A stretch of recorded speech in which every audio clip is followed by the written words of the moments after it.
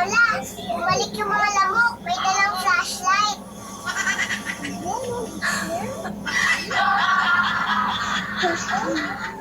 Lola, naawa ako sa kaklase ko kanina. Bakit naman, Apo? Naku, Lola, kung makita mo lang ulam niya, 3 pirasong nilagang itlog. Anong nakakaawa doon? Nag-uulam din naman tayo. Eh, kawawa kasi. Walang asin. Buti na lang asin ang ulam ko. Kaya binigyan ko.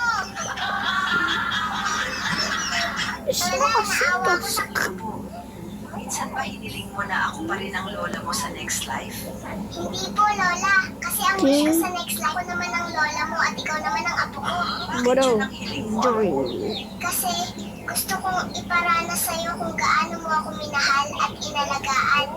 Gusto kong iparamdam sa'yo ang pagpapalaki mo sa akin para malaman mo kung gaano ako kaswerte magkaroon ng lola na katulad mo.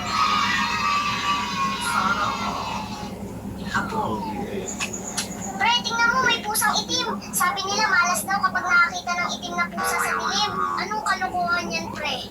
Pamahiin nyo ng matatanda, pre. Malas nga yun. Anong malas dun? Maswerte ka nga kasi nakikita mo pa yung itim na pusa sa dilim. Ibig sabihin nun, malinaw pa ang mata mo, pre.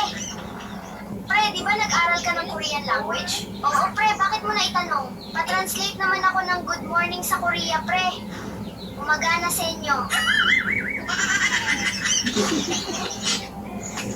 Pre, tingnan mo, may pusang itim. Sabi nila malas daw kapag nakakita ng itim na pusa sa... Pedro, ano ang hugis ng mundo? Mali, ang mundo ay bilog. Pero ma'am, sabi ng lolo ko, narating na niya ang 4 na sulok ng mundo. May sulok po ba ang bilog?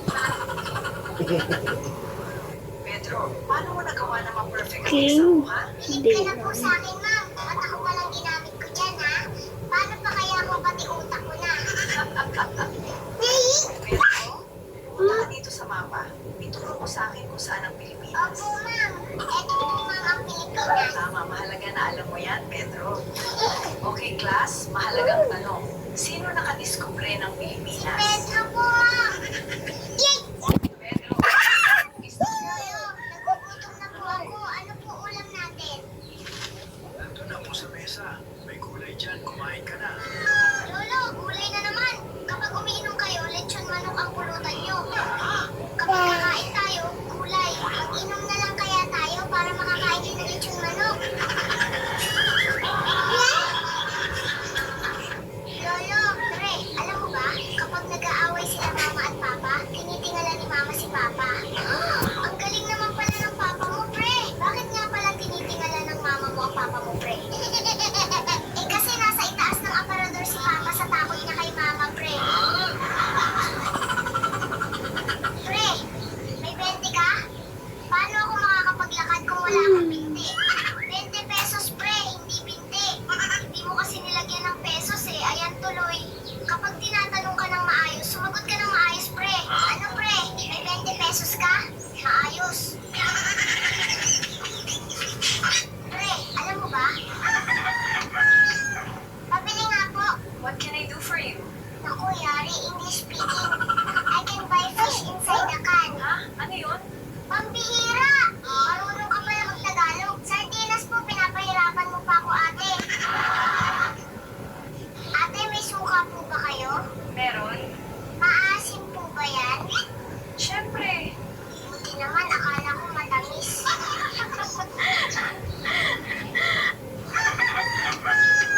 Pabili nga po. What can I do for you? Mga pre, swimming tayo bukas. Sagot ko na mga pagkain natin. Sige, ako naman sa mga drinks natin. O sige, sagot ko na entrance fee natin, mga pre. Wow, ang gagalante naman. Okay, ako na lahat ang sasagot sa exit fee natin. Para naman may ambag ako at di nakakahiya. Lola, may good news at bad news po ako. Ano ang good news, Apo? Nakakuha po ako ng 90 sa math. Ay, ang galing! Eh, ano naman ang bad news? Joke lang po yun, Lola.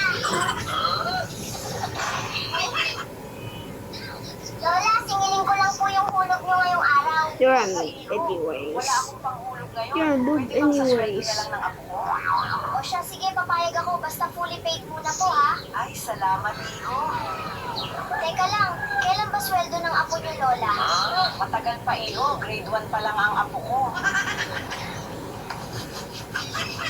Lola, singilin ko lang po yung hulog nyo ngayong araw. Wala iyo. Ate, kape nga po with milk. Hindi yan. 20 pesos po, sir. Ha? Tumaas na kahapon, 15 pesos lang Sir, tumaas na po kasi ang presyo ng gasolina. Aba ate, kape ang binibili ko, hindi gasolina. Ate, kape nga po. Apo, siya ang bago mong yaya. Hello, kisa yaya apo. Ayaw ko po, Lola. Bakit apo? Mabait naman si yaya ah. Eh kasi si Lolo nagkisa kanya kahapon, sinuntok niya.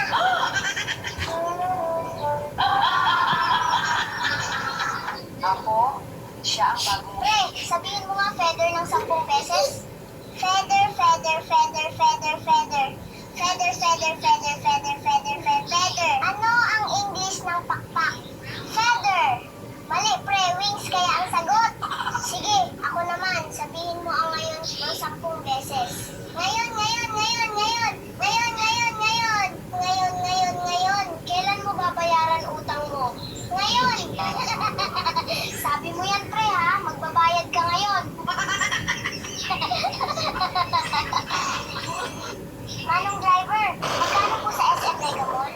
Ako iyo, kasi Yay! siya, hindi ko kasi alam. Pambihira, driver po kayo, hindi nyo alam? Sa pagkakaalam ko, iyo, hindi binibenta yung Mega Mall. Pero pakitanong na lang din sa may-ari pag nandun ka na, para alam mo. Pre, pautang naman ng bigas at isang sardinas. First day pa lang ng tindahan namin. Wala pang ang buena mano. Uutang ka na agad. Sige na, pre. Babayaran ko rin agad kapag nakapag-abroad na si mama. Kailan ba ang alis ng mama mo, pre? Nagpapapassport pa lang, pre.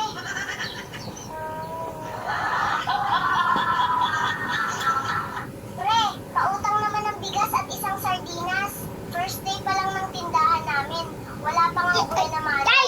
Uutang ka na agad. Sige na, pre. Pedro, bakit ka absent kahapon? Nagka-cardiovascular disease po kasi ako, ma'am. Ano ba?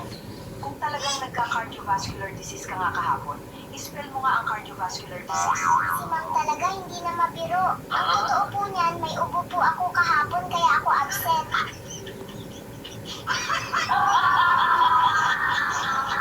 Pedro, bakit ka absent kahapon? Nagka-Lola, dito po muna ako sa bahay niyo. Ang init kasi ng panahon. At least dito may aircon kayo. Bakit? Maski electric fan, wala kayo? Ceiling fan lang po, Lola. Kaya naman pala, ginawa niyo palang pamaypay ang sili. Talagang mainit nga yun, apo.